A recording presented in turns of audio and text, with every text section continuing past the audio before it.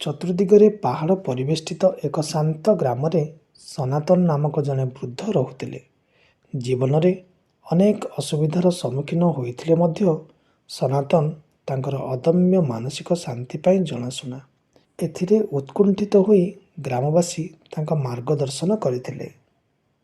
ଦିନେ ଜଣେ ଯୁବତୀ ସନାତନଙ୍କ ନିକଟକୁ ଯାଇ ପଚାରିଲେ, ପ୍ରତିକୂଳ ପରିସ୍ଥିତିରେ ମଧ୍ୟ ଆପଣ କିପରି ଏହିପରି ଶାନ୍ତି ବଜାୟ ରଖିପାରୁଛନ୍ତି?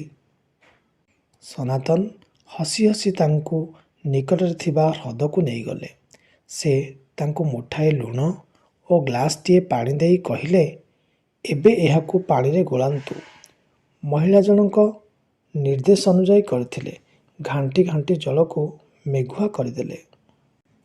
ସନାତନ ପରାମର୍ଶ ଦେଇ କହିଲେ ଯେ ବର୍ତ୍ତମାନ ଏହି ପାଣିକୁ ପିଅନ୍ତୁ।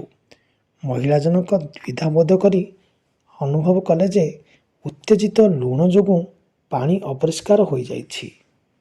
ସନାତନ ଶାନ୍ତ ଭାବରେ ବୁଝାଇ ଦେଇ କହିଲେ, ଜୀବନ ଏହି ହ୍ରଦ ପରି ଏବଂ ଆମର ମନ ଜଳ ଅଟେ। ଯେତେବେଳେ ଚ୍ୟାଲେଞ୍ଜର ସମ୍ମୁଖୀନ ହୁଏ, ଯଦି ଆମେ ଆମ ମନକୁ ଲୁଣ ପରି ଉତ୍ତେଜିତ କରିବାକୁ ଦେଇଥାଉ, ତେବେ ଶାନ୍ତି ପାଇବା କଷ୍ଟକର ହୋଇଯାଏ। କିନ୍ତୁ ଯଦି ଆମେ ଶାନ୍ତ ରହିଥାଉ, ବିଶୃଙ୍ଖଳା ଥମିଯାଏ ଏବଂ ଆମର ମନ ପୁଣି ଥରେ ସ୍ପଷ୍ଟ ଓ ସ୍ଥିର ହୋଇଯାଏ। ଯୁବତୀ ଜଣକ ଏହି ଶିକ୍ଷାରୁ ବୁଝିପାରିଲେ ଯେ ମାନସିକ ଶାନ୍ତି ବଜାୟ ରଖିବା ଅର୍ଥ ଚ୍ୟାଲେଞ୍ଜକୁ ଏଡ଼ାଇବା ନୁହେଁ, ବରଂ ଏକ ଶାନ୍ତ ହୃଦୟରେ ସେମାନଙ୍କୁ ସାମ୍ନା କରିବା।